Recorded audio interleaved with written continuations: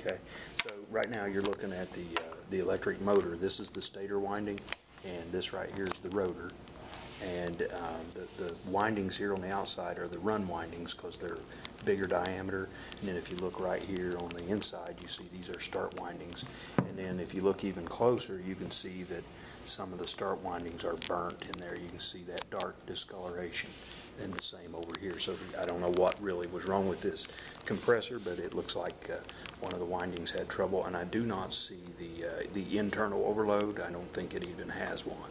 But this is the stator and the rotor, and then the part we're going to take apart right now is the suction and discharge manifold. And this is how the compressor was sitting in the hermetic frame. This is the hot gas discharge line, and the suction intake was right here. So this whole outside shell of this compressor is the suction, and the suction gases go right in through here, into here, and down into the cylinder.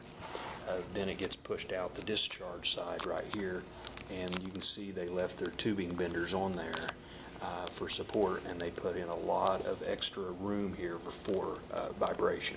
So it took a number 7 metric to get the manifold off.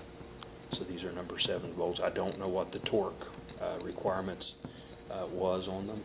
So when you take these out, just to be exact, just put them down to where you know that this one goes here and this one goes here, and then the back ones.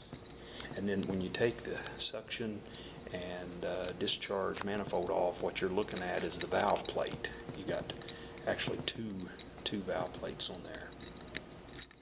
And these are the. I'm just going to put this here and this here, and here comes the manifold right off.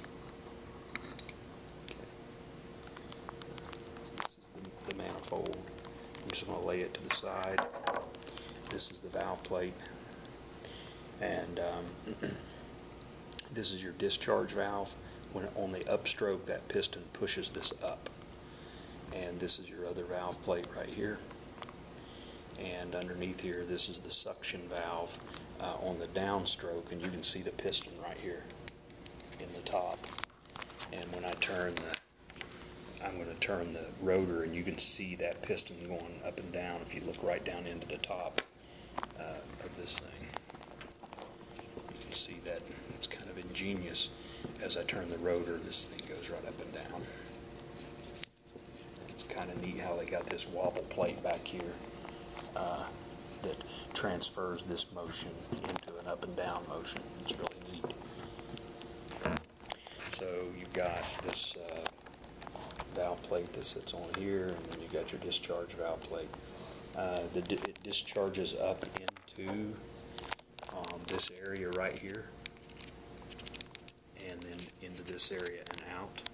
And then on the downstroke, it sucks gas in from this area right through this hole and down into the cylinder area, and then discharges it right out.